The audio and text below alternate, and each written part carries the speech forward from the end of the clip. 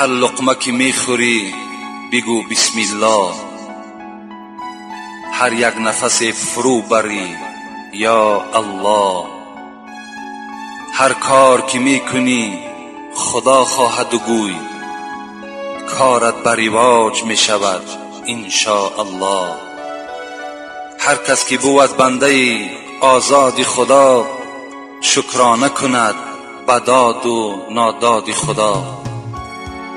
جز مهر